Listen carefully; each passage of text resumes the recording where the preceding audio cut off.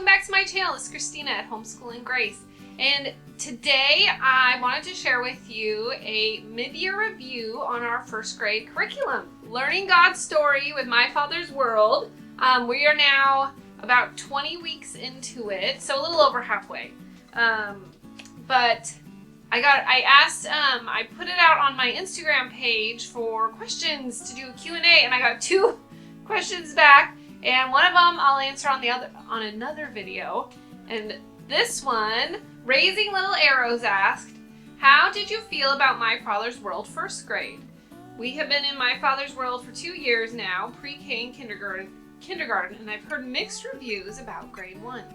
So thank you so much, Raising Little Arrows, and I am excited to answer this question for you. So I figured I would just go item by item. I got my handy dandy little catalog. Here's the first grade.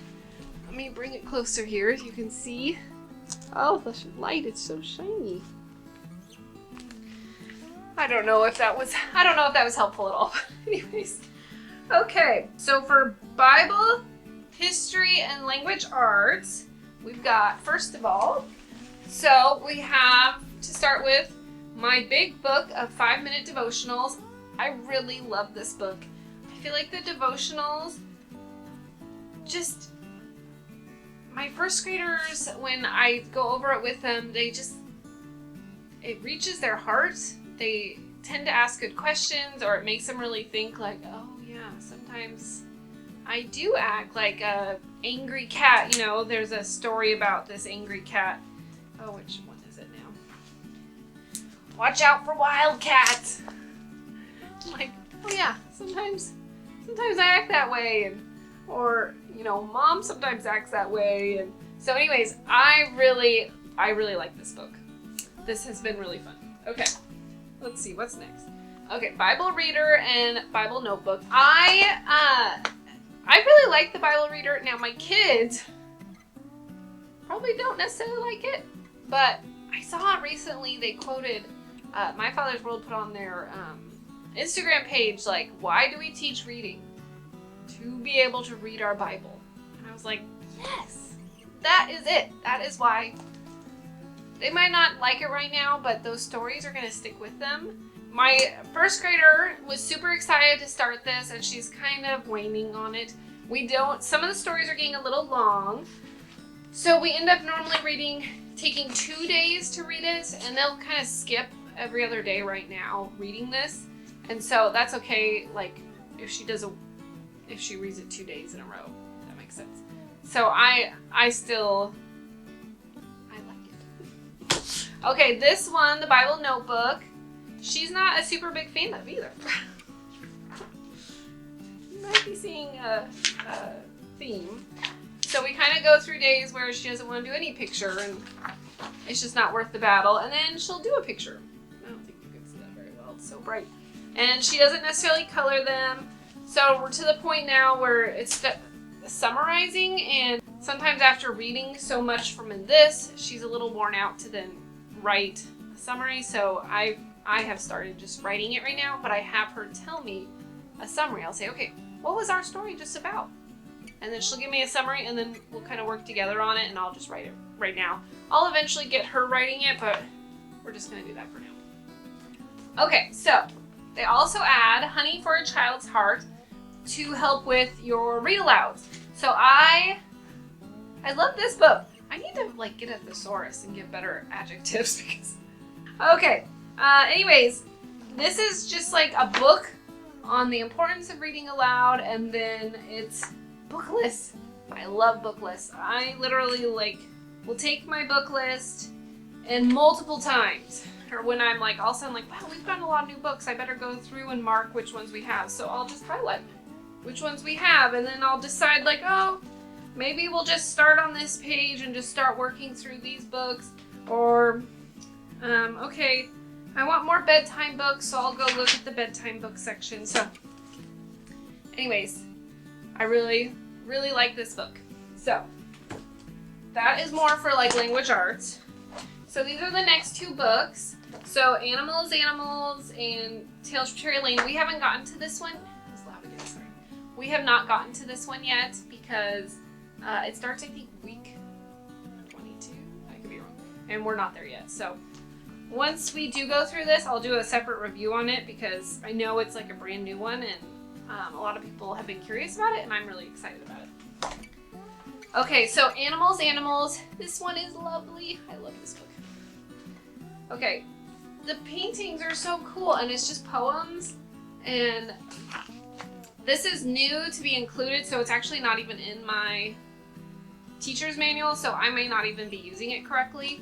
So I actually would take this one and whatever animal it talked about, I'd look for the animal in this one, and then we try and then do them together. So it'd be like language arts with your Bible, and then art too, because then they can draw their own animal, try and do their own art from here. And she didn't always do that. I think I should honestly say, I think she did it once, and then she didn't do it anymore.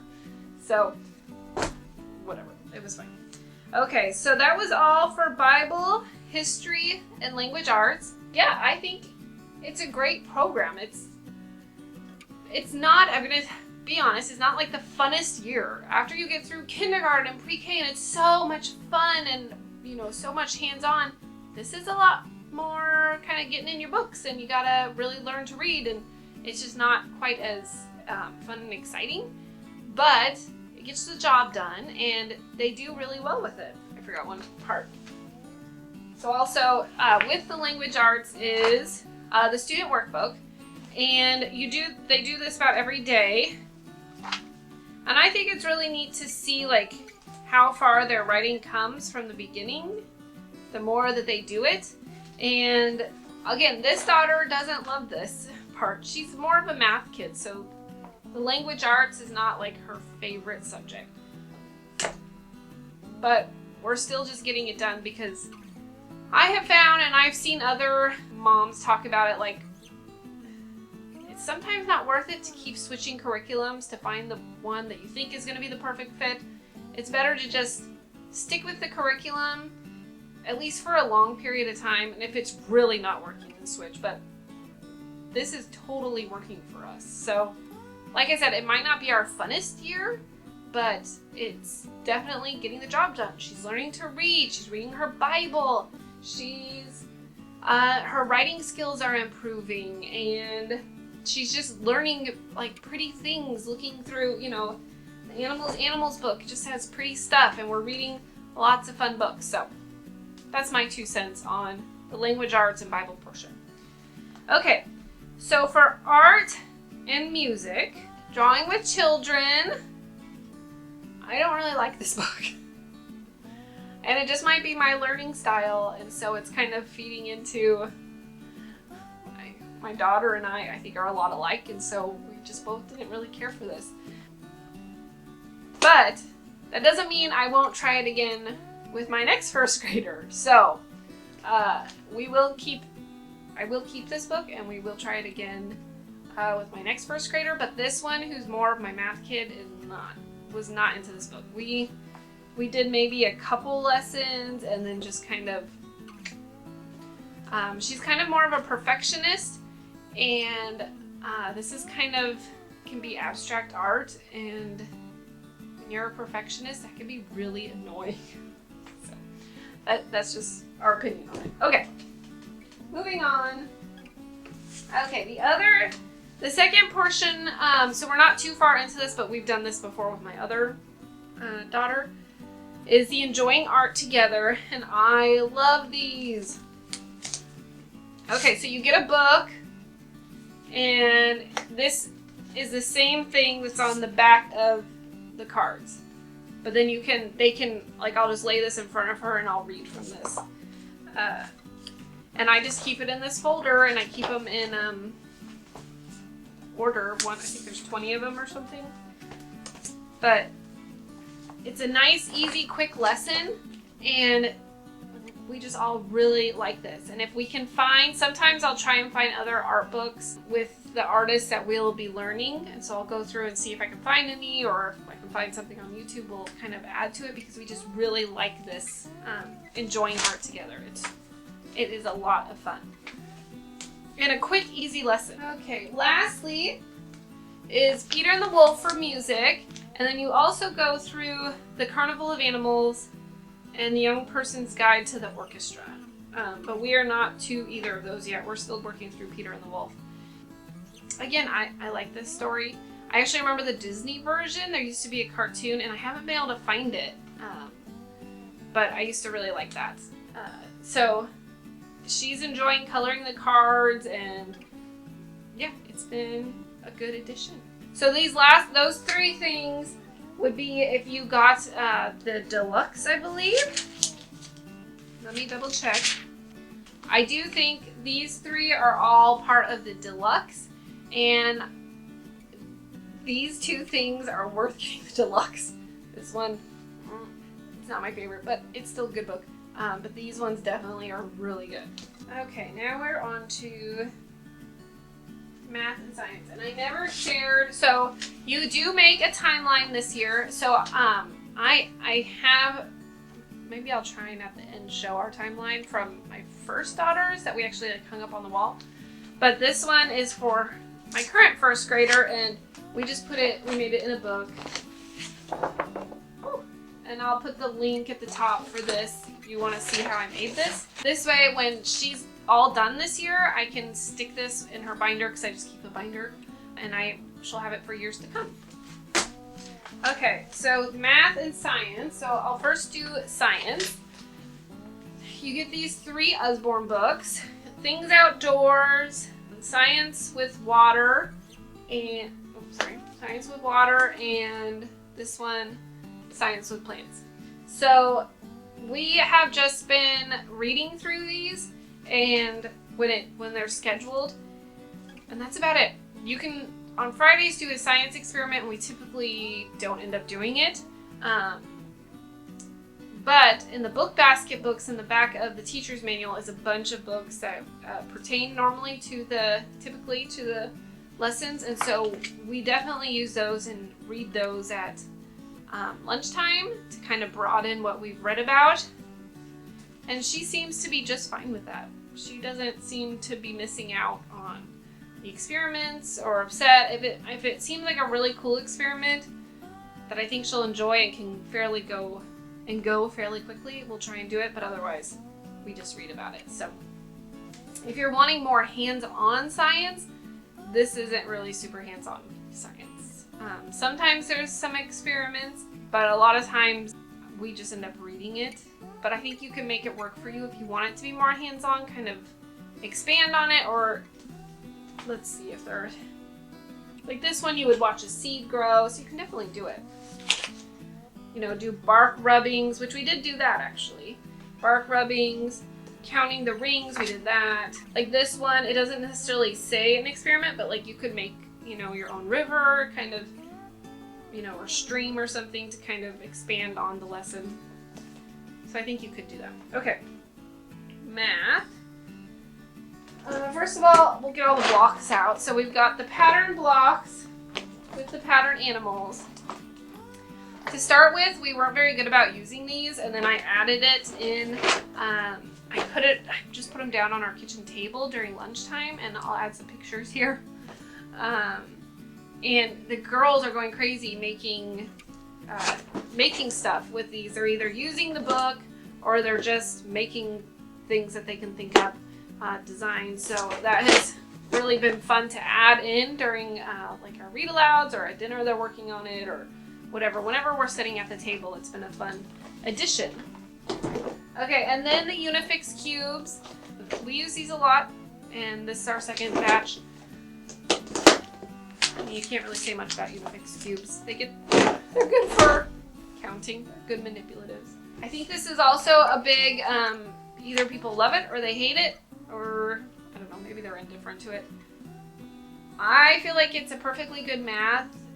This daughter particularly is very much more into math than my other that I taught, and she, I don't feel like it's too easy for her. I feel like it's right on grade level. I guess if she was way ahead, like doing multiplication, yeah, it's behind, but she's doing multiple digit addition problems, she's doing patterns, she's doing ordinal numbers, she's done place value.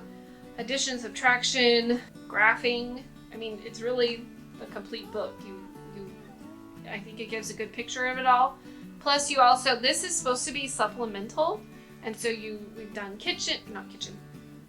what is it called?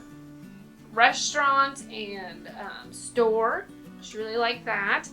We've done counting candy. We've done counting fruit seeds. We've done just all sorts of different things to add to the math, and they add that all in the teacher's manual. So I think it's a perfectly good math program. I don't think that you need to add to it. I had planned to add Singapore, and we never used it. I never even opened the Singapore book, so we'll just use it for the next year or the next kid. But I don't think that it needs to be added in. Oh, and also the teacher's manual has math books that you can, like living math books, they would call them, that you can add to that week of learning. So if you're doing graphing, you can get a book about graphing that's a storybook. And we really like adding those in at lunchtime, or if she just really likes math. So sometimes we'll do the math problems, and then we'll do that as well, or we'll read one of the books that is recommended in the manual. You also do the 10, you do like bean sticks and a 100 chart and a calendar and a coin cup. And I didn't feel like she needed it as much, so we ended up not using that. But I think it's really great if your child does struggle with place value and understanding, counting, and all that, then to do those, I think that's really good.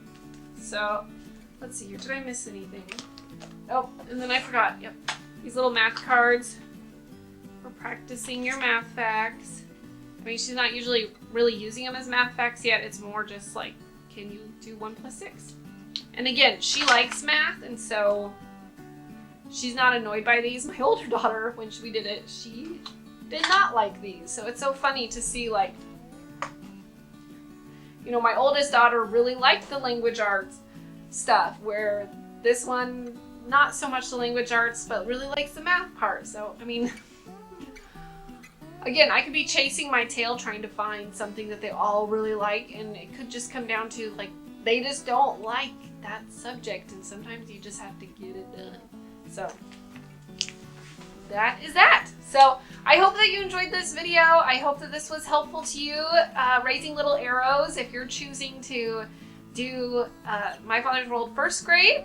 And it's a great program, and I think that it's really good at teaching them how to read. If you have done the kindergarten program with My Father's World in pre-K, this is the perfect next step in learning to read. It builds upon itself, and that's what I really like about it.